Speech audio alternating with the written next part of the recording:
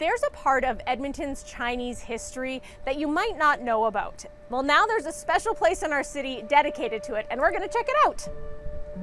Talk to me about the Mah Society. Who are the Mahs? We were a big clan that has settled in Edmonton. We were a part of Edmonton society for over 100 years, and the society came about because brought on by a brotherhood, especially when the men who came from China, who did not have family, because they came alone, and they formed, it was a kinship accordingly to their clan name, which is Mah surname. Mah means horse in Chinese, so that's why it's called the Journey of the Horse exhibit.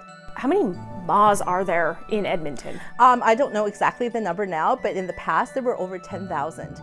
This is the Empress of China, and some of the crowded conditions that they had on their arrival to Canada, where they actually were not allowed to even come and touch land until they went through quarantine for 3 to 4 months. And this is a detention shed that was in Vancouver that a lot of the Chinese men called the pig pen. Why Edmonton? Why here? The clans usually came to a certain city according to familiarity in terms of who you knew. So if your name was Mah and you were in China and you're thinking, oh, I know him, he was from this village or this hamlet, let's just go there. It's familiarity and kinship. They came with the dreams of making money and sending it back to China and retiring back home. But unfortunately, that dream was not real. What was your original idea? And how did it translate into this space? Well, the original idea was we need to have a refresh. Part of the idea was try to get more members, like the younger people, to come in. And that's how it evolved to this. This is my favorite part of the whole exhibit. So many men and women forged their way to come here, and this is a tribute to them. So I'm very proud of this exhibit. Learning a little bit more about the Mah's story was so fascinating as well, to kind of learn how far back it goes. Like starting in 1917, still growing strong after 100 years, and then learning more about what that journey looked like for those folks, and learning all of the backlash kind of that they experienced through the head tax, the Chinese Exclusion Act, and kind of the resilience. That was my biggest takeaway, and it's really lovely to be able to kind of step in people's shoes and experience why they came here and how they thrived under such harsh circumstances. I think it's fascinating. I was surprised to find out only how recently some of this information's become available to people.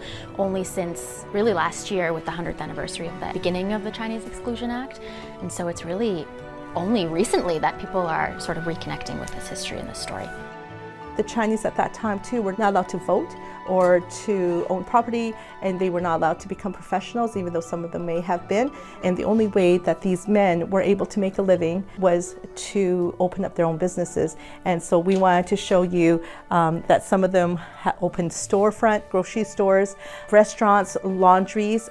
We have some immersive stores donated from the Mahs who have owned stores and provided us with some of their old artifacts. So this is a laundromat. It's common that a lot of the immigrants who started, they hand washed the laundry and actually delivered by foot. So we have the restaurants here. In every city, every rural area, there is a Chinese cafe. This is an original menu from the Arrow Cafe that was accidentally found by the owner's child.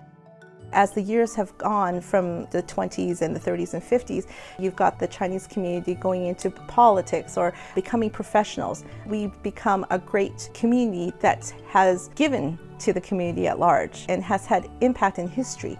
What happens next? It's still being defined. Yeah. Our culture is still being defined, not just the Chinese, anybody who has come to Canada from a foreign country. There's stories to be told. There's so much more that can continue on, and you can be part of a new country but still maintain your roots, and that's what I hope people will come to see and share their own stories as well.